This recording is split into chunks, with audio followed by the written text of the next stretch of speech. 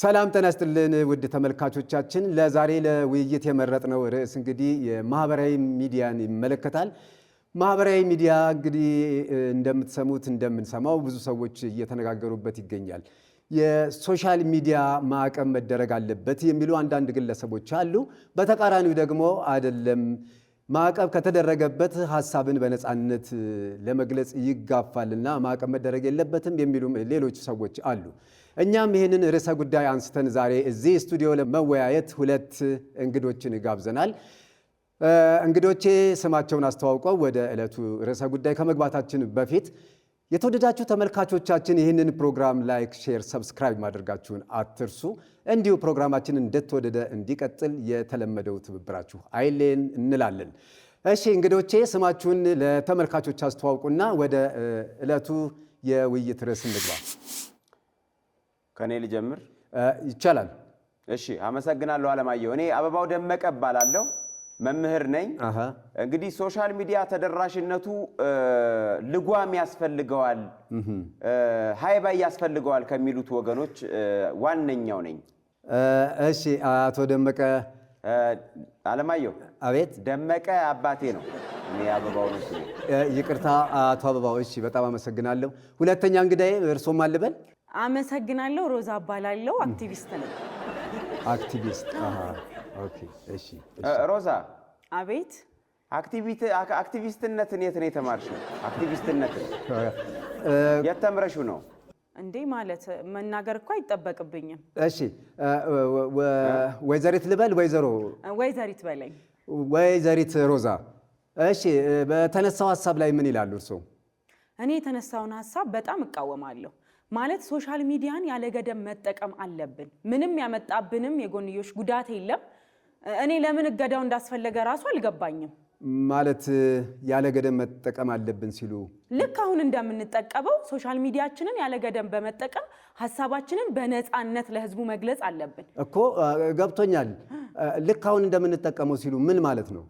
አሁን እየተጠቀምን እንዳለ ነው ያለ ገደብ ማለት ነው። እቀባ ያስፈልገዋል የሚሉት ሰውየው ምን አስፈልጎ ነው? ይሄ ምንም ያገናኘው ነገር የለም እኮ። ይኸውልሽ ሮዛ፣ እቀባ ያስፈልገውማ ትውልድ እየተንጋደደ ነው፣ ትውልድ እየተበላሸ ነው፣ ልጓሙን አጥቷል፣ ለማን እንደምናወራ አናውቅም እና እገዳው አስፈላጊ ነው እያልኩሽ ነው። እንዴት ማለት ያብራሩልን አቶ አበባው።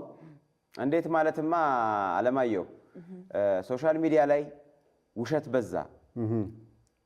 የትኛው እውነት የትኛው ውሸት እንደሆነ መለየት እስከማይቻልበት ሁኔታ ደርሷል። አንድ ሰው ተነስቶ ስለ አንድ ሰው ወይም ደግሞ ስለ አንድ ድርጅት ስለ አንድ ግለሰብ ያልተጣራ ማንም ያላጣራውን ወሬ ይዞ ሊወጣ ይችላል። ስለዚህ ውሸቱ ነው የሚበልጠው ከእውነቱ ይልቅ ማለት ነው። ይሄ አሁን ምን ችግር አለው? እንዴት ችግር የለውም? እንዴት ችግር የለውም ማለት ጥሩ። ለምሳሌ ያ ሰው ውሸቱን ጻፈ አይደለ? በጣም ቀላል እኮ ነው። አንተ ደግሞ ተነስተህ እውነቱን ታብራራለህ ማለት ነው። እውነቱን ለማብራራት ጊዜ እንኳን ከሌለ ቀላል ነው። ኮሜንት ላይ ገብተህ ጥርግርግ አድርገህ መሳደብ ነው እንዴ። የአንድ ሰው ህይወት ከተናጋ በኋላ ነገሩ ሁሉ አፈር ከበላ በኋላ ሰው ከተጎዳ በኋላ እውነቱ ቢረጋገጥ ምንድን ነው ጥቅሙ? ሮዛ እንደገና በኮሜንት ያልሽውን ደግሞ እዛው አንቺ በለመድሽበት መንደር እዛው ተናጋገሪ እንጂ ከኔ ጋር ስለ ኮሜንት ልታወሪ አይገባም። መስመር አትለፋይ። ለምን መሰለሽ ሮዛ፣ ኮሜንት እኮ ማንም መንደሬ መጥቶ ዝም ብሎ የሚጽፈው ኮሜንት እኮ ነው አይደለም እንዴ? የማንን ነው የምትቀበዩ? ማንም ሰው እኮ ጠያፍ ቃል ሊናገር ይችላል በኮሜንት አይደለም እንዴ? አቶ አለማየሁ፣ በኮሜንት እንዴት ነው ሰው ማስተካከል የሚቻለው? ሮዛ አቶ አለማየሁ፣ ኮሜንታተሮች በሙሉ መሀይብ ናቸው እያሉ እኮ ነው የሚሰሩት። እንደዛ እያልኩ ሳይሆን ሰው የፈለገውን የሚያወራበት መድረክ ስለሆነ ያ እኔን የሚመጥን መንደርም አይደለም። ኮሜንት ላይ አንቺ እዛው ሂደሽ እሱን አንብቢው እስከ መጨረሻ። እሺ አንድ ጊዜ እየተደማመጥን ዋናውን ሐሳብ እንዳንረሳ እዚህ ላይ ዋናውን ሐሳብ ያዙልኝና አቶ አበባውን እርሶን ልጠይቀውት፣ አቶ ደመቀን እርሶን ልጠይቀውት። ልክ ነበርክ እኮ አቶ ደመቀ አባቴ ነው፣ እኔ አቶ አበባው ነኝ። እሺ አበባው ደመቀ በለኝ ወይም አበባው ብቻ በለኝ፣ አቤ በለኝ። እሺ አቶ አበባው፣ እርሶን በግል በዚህ በሶሻል ሚዲያ ምክንያት በግል የገጠመውት ችግር አለ? አዎ አለማየሁ እኔን እንኳን በግሌ የገጠመኝ ነገር የለም፣ ግን በደንብ በቅርብ የማውቀው አንድ ዝነኛ ሰው ስሙን መጥቀስ አልፈልግም እዚህ ላይ እሱ የገጠመውን ግን ማስታወስ በቂ ተምሳሌት ነው፣ ማስተማሪያ ይሆናል። በጣም ጥሩ አቶ አበባው፣ ለኛም ለአድማጭ ተመልካቾቻችንም መማሪያ ስለሚሆን እስቲ ይሄንን ያብራሩልን። አጠር አድርጎ ግን አቶ አለማየሁ አጠር አድርጎ ይንገረን። እኔ ላይቭ ምገባበት ሰዓት እየደረሰ ስለሆነ ነገሩን እንዳያንዛዛው አደራ። እሺ ወይዘሪት ሮዛ፣ አቶ አበባው እስቲ ማስተማሪያ ይሆናል ያሉትን ሀሳብ ያብራሩልን። አዎ እኔ ከሮዛ ጋር ለማውራት ብዙ እኔም የምፈልግ ሰው አይደለሁም እውነት ለመናገር፣ ግን ለትውልዱ መማሪያ ስል ያው ምንም ከማለት እቆጠባለሁ። እሺ ይቀጥል። ምንድነው መሰለህ አለማየሁ፣ እንግዲህ ሮዛን በደንብ ስሚኝ። አንድ ያን ዝነኛ እኔ በቅርብ አውቀዋለሁ ያልኩሽ ዝነኛ ሰው በአንድ አጋጣሚ ከፔኒሲዮን ሲወጣ ይታያል። ከዛ በኋላ እንደ ሮዛ አይነት ከላባ ወዲያው ምኑንም ነገሩን ሳታጣራ እከሌ እኮ ከፔኒሲዮን ወጥቶ እንደዚህ በትዳሩ ላይ ማግጦ የሚል ዜና ወዲያው ሰራች። አቶ አለማየሁ እዚህ ጋር ላቁም። አሁን ያን ያለው ማለት ያ ጋባ ቤርጎ ውስጥ ያለው ሰውዬ ስሙ ሞላ ይባላል። ኧረ አይሙላልሽ እንዴ አንቺ ስም አትጥቀሽ አይሳደቡ እንጂ ነው። ስም አይጠቀስም፣ የግለሰብ ስም እኮ አይጠቀስም። ተቅለብልባም ልጅቷ መረጃውን ጻፈች አላት ሴት የኔ ጓደኛ ቲቲ ናት። እና ህያው ሞተ።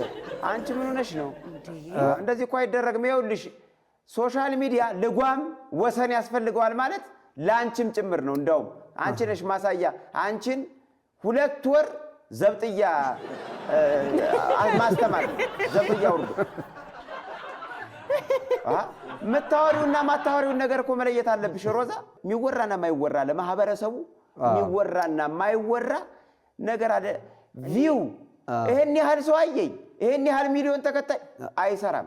አቶ አለማየሁ ይሄ እኮ ሀገር ምድር ያወቀው ጉድ እኮ ነው። ሀገር ምድር ያወቀው ለምንድን ነው? እኛ እኮ ነውራችንን እኮ አላውቅ ብለን ነው። ሮዛ ተይ እንጂ። አቶ አበባ አንድ ጊዜ ወይዘሪት ሮዛ ለሰዎቹ ደህንነት ሲባል ስም ባይጠቀስ ጥሩ ነው። እኔም ይሄንን እስማማለሁ። ሁሉም ሰው እኮ ገልጾታል። ምንም እኮ የሚደበቅ ነገር አይደለም። አሁንም አንቺም አትድገሚ። ይኸውልሽ ይሄ የኢትዮጵያዊነት ወግም ባህልም አይደለም ሲጀመር። ይሄ ቡና የሌለው ሀሜትም እያመጋል ቡና ነው ይቀር። ከቡናው ላይ ሀሜት ቀርቷል ሮዛ። እሺ ነገሩን ሳያንዛዙት ይቀጥሉ። አሁን እሺ አንድ ጊዜ ሁለታችሁም አቶ አበባም ወይዘሪት ሮዛም ጉዳዩ ላይ አንድ የቆዩልኝና እመለሳለሁ ወደ እርሶ ወደ ወይዘሪት ሮዛ። አቶ አበባው እሺ ከዛስ ምን ሆነ? ምን ተፈጠረ? የተፈጠረ ነገር አለ? ቀጥሉ። ከዚያማ ሀገር ተተረማመሰ። ልጆቹ እጅግ አዘኑ። ሚስቱ ልቧ ተሰበረ። እሱም እጅግ በጣም አዘነ፣ ልቧ አዘነ። ምን በቃ በጣም ህይወቱ ተናጋ። ስራው ላይም ተጽዕኖ አሳደረበት። እዛ ላይ የተሰራው ዜና ሲጀመር ሞላ ራሱ ምን አቅለብልቦት ፔኒሲዮን አስገባ። ኧረ ያሟልሽ ቀድሞ እኮ ደህና ነገር ነበር የሚናገረው አቶ አለማየሁ። ጥሩ ሰው ነበር ሚዲያው ላይ። ወይዘሪት ሮዛ አንዴ ላውራ እባክዎ። ምንድነው ፔኒሲዮን አብረሽ ነው እንደ ገባሽው? አቶ አበባ አንድ ጊዜ ጠብቃት። እሺ ይቀጥሉ ወይዘሪት። አይደለም ከዚህ በፊት ጥሩ መረጃ በመንገር አይደለ እንደ ህዝቡ ጋር የሚታወቀው። እሱ ስለ ስሙ አይጠነቀቅም። ምን አቅለብልቦ ፔኒሲዮን አስገባው እንዴ? ቲቲም ልክ ነች ይሄንን መጻፏ። እንዴ ካልሆነ አይሸቀልም። እንዴ ትኩስ መረጃ ለህዝቡ ካልደረሰ አይሸቀልም። ሶሻል ሚዲያው ላይ ገባ ካረና አቶ አለማየሁ። አብዛኛው ሰው ይኸውልህ አለማየሁ ለቪው ሲባል እንግዲህ እንደዚህ አይነት ሰው ሆኗል። እንደዚች እንደ እህታችንም እንደሷ ናት ማለት ነው። እሺ አቶ አበባው አቤት። ምን ሲል እዛ ገባ ነው የምትለው? እስቲ መልስ አለዎት? ጥያቄዋ እኮ ልክ ነው፣ ድምፀቷ ነው ልክ ያልሆነው። ጥያቄዋ ልክ ነው። ምን ሲያደርግ ገባ የሚለው ጥያቄ ልክ ነው።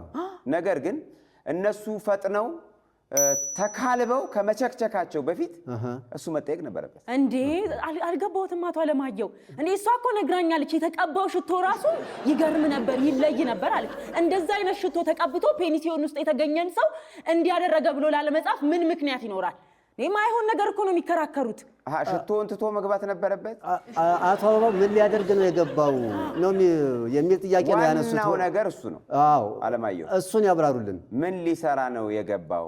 እዛ ቦታ ላይ አሁን እነዚህ ሮዛና ጓደኛዋ ታች የጻፈችው ፔኒሲዮን ለአንድ አገልግሎት ብቻ ነው የሚያገለግለው ለነሱ አንድ አገልግሎት ነው ያለው። ፔኒሲዮን የገባበት ዋናው ዓላማ ወንድማችን እሺ ከክፍለ ሀገር የመጣ እጅግ በጣም የተቸገረ ሰው መንገድ ላይ አገኘና እሱን ለመርዳት ብሎ እዛው የሳምንት የሁለት ሳምንት የማረፊያ ገንዘብ ከፍሎለት እየወጣ ነበር። ኧረ የማይመስል ነገር ነው አቶ አለማየሁ። እንዴ ሽቶ ተነስቶ እውነታውን ነው እየነገርኩሽ ያለሁት። ማመን አለማመን ያንቺ ፋንታ ነው። እውነታውን ነው እየነገርኩሽ ያለሁት። ልጆቹም ሰዎቹም እዛ አልጋ ተይዞላቸው ገንዘብ ተከፍሎላቸው እርዳታ ያገኙት ሰዎች እኮ በሌላ ሚዲያ ምስክርነት ሰጥተዋል።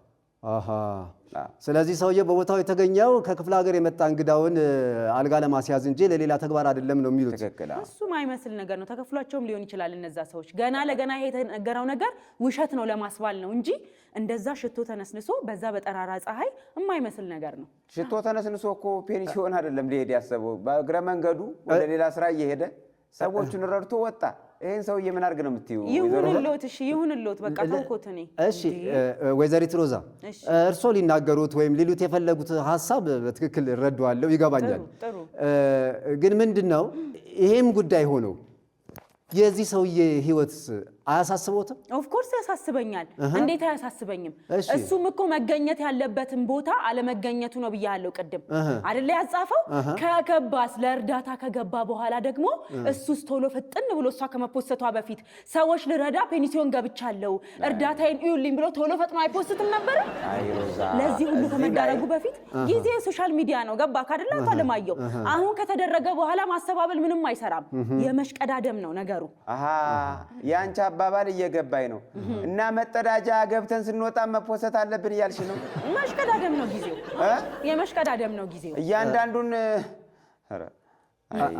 እያንዳንዱን እንቅስቃሴ ፖስት በማድረግ ያለንበትን ሁኔታ ማሳወቅ አለብን ነው እያሉ ያሉት። ሰዎች ከመቅደማቸው በፊት እኛ መቅደም አለብን። ወይዘሪት ሮዛ አቤት። የእርሶን ሐሳብ ገብቶኛል። ግን እንበልና ሰውየው ያልተገባ ድርጊት አደረገ እንበል እና እርሶ እንዳሉት ግን ደግሞ ቀድሞ የተሳሳተ መረጃ ፖስት አደረገ። ፖስት ካደረገ ከጥፋቱ ነፃ ማለት አይደለም? በጣም ጥሩ ጥያቄ ነው የጠየቀው። ፖስትን በፖስት መመለስ እንደማይቻል የሚያረጋግጥ ጥያቄ ነው የጠየቃት። በጣም ጥሩ። እስኪ እንስማው ድምጽሽን። ምን ይላል ወይዘሪት ሮዛ? እሺ አቶ አለማየሁ በጣም አመሰግናለሁ። ያው ግን እውነትና ንጋት እያደር ይጠራል እንደሚባለው ጉዱ ሲታወቅ ደግሞ መዋረዱ አይቀርም። እሱ ቀድሞ ቢፖስትም የሆነ ቀን ደግሞ እውነት ትወጣለች፣ ያኔ ይዋረዳል። ኦኬ እውነትና ንጋት እያደር ይጠራል ብለሻል። እሱ ትክክል ነሽ። ነገር ግን በሶሻል ሚዲያ ላይ ስናየው ደግሞ ወዲያውኑ ጉዳቱን የምናይበት ፖስት ብዙ ፖስት አይተናል። ለምሳሌ ጉዳቱን በደንብ ያስተናገድንበት እንደ ማህበረሰብም እንደ ግለሰብም። ለምሳሌ ላይቭ ላይ እኮ መርዶ ይረዳል። ይሄ ትክክል ነው እንዴ አለማየሁ? ላይቭ ላይ መርዶ እኮ ራሱን የቻለ መርዶ አነጋገር ስርዓት አለው እንዴ። ሞተ ለተባለው ቤተሰቦች እኮ በጣም እኮ ትልቅ ላይቭ ላይ እንደገና ደግሞ ውሸት ሆኖም ሞተ ከሌ እኮ ተብሎ በውሸት ይፖሰታል፣ ይነገራል። ይሄ እንደ ማህበረሰብ በእውነት ውድቀት ነው። ሶሻል ሚዲያን የሚያስንቅ ነው። ሶሻል ሚዲያ የሚናቀው በዚህ ነው። ስለዚህ እንደ ማህበረሰብ ይሄ በጣም ከባድ ነው ለመቀበል። ሶሻል ሚዲያን ይሄንን ሚዲያ የሚያስንቀው በብዙ ሰዎች የሚያስንቀው ይሄ ተግባሩ ነው፣ ታማኝ አለመሆኑ። አቶ አለማየሁ ያውሉት እዚህ ጋር እንደ አንድ አክቲቪስትና እንደ አንድ ሶሻል ሚዲያ ተጠቃሚ አሁን እሳቸው ያሉትን ሐሳብ እቃወማለሁ። ምክንያቱም እውነት ከሆነ ሞቱ ቀድሞ መዘገቡ በጣም ትልቅ ትርፋማ ያደርጋል። ለምሳሌ እሳቸው አቶ ማን ነው ስማቸው? መምህር አበባው ሞቱን እንበል አጂ አረ የማን ሟርተኛ ናት ደግሞ እቺ? እዛው ራስሽ ድብን በይ። ምሳሌ እኮ ነው ያልኩት። እሳቸው ሞቱ እኔ ጋር አታሟርቺ። አልሞትም እኔ። አቶ አለማየሁ እርሶ ሞቱና እኔ ቀድሜ ፖስተትኩ እንበል። አስበውታል? የምሰራው ገንዘብ የማገኘው ላይክ በዛ ላይ አካውንቴን ያሳድጋል። ከብዙ ነገር አንፃር ጥቅም አለው። ግን ይሄ አሁን ወጥ ረገጥሽ። አቶ አለማየሁን ሞቱ ብዬ ምሳሌ ሰጠው። እሳቸው ለምን እንደርሱ አልተንጨረጨሩ? ምሳሌ ነው፣ ሁለታችንንም ገላናለች። ግን አለማየሁ አረግሽው እንዴ? አዎ አድርጌዋለሁ። አዎ በኔ መስላለች። ጥሩ። ግን ይሄም የሚሆነው በተረጋገጠ መረጃ ሲሆን ነው። አዎ በተረጋገጠ መረጃ። የአቶ አበባው ሀሳብ ግን በተረጋገጠ መረጃ ብዙም ያስደነግጡ ሳይሞቱ ሞቱ ተብለው ተለጥፎ ይሄ በጋድ ታየ። በትክክል ይሄንንም አይተናል እኛ እና ይሄን ሚዲያ ነው ወሰን አልባ መሆን አለበት የምትሉኝ? ልጓም አልባ መወሰን አለበት፣ ማዕቀብ መጣል አለበት እንደዚህ አይነት ነገር ላይ ብለን ያነሳ ነው። ለዚህ ነው። እሺ በጣም ጥሩ ጥሩ ሀሳብ ነው ያነሳ ነው። ወደ መፍትሄው እንሂድ። ከዛ በፊት ግን አቶ አበባውን አንድ ጥያቄ ልጠይቅ። አቶ አበባው እሺ፣ ለእርሶ አንድ ጥያቄ አለኝ። እሺ፣ እርሶ እንዳሉት እንደው የዚህ ሰውዬ ህይወት ተመሰቃቀለ እንበል፣ ግን እንዲህ አይነት ችግር እንዳይፈጠር ምን እናድርግ? ምን አይነት መፍትሄ እናዘጋጅለት? የሶሻል ሚዲያ ፕላትፎርምስ እነዚህን መረጃዎች የተሳሳቱ መረጃዎችን ይዞ ስህተት መሆናቸውን የሚያረጋግጥበት ሌላ ሜካኒዝም አለ ወይ? ሌላ ቴክኒክስ አለ ወይ? ይህንን የሚያረጋግጡበት መንገድስ አላቸው ወይ? የላቸው። አዎ በትክክል ከሌላ ከሶስተኛ ወገን ካልተረጋገጠ ምንም መረጃ የላቸውም። ስለዚህ ምን እናድርግ? ምን ይቻላል? ምን አይነት መፍትሄ እናምጣ? ጥሩ ብለሃል አለማየሁ ወንድማችን። እንግዲህ ያው እንደዚህ አይነት ሶሻል ሚዲያው ላይ እውነታን ሳያረጋግጡ ፖስት የሚያደርጉ ለህዝቡ የሚያደርሱ ብዙ ሰዎች አሉ። አይፈረድባቸውም። ገንዘብም ለማግኘት ሊሆን ይችላል፣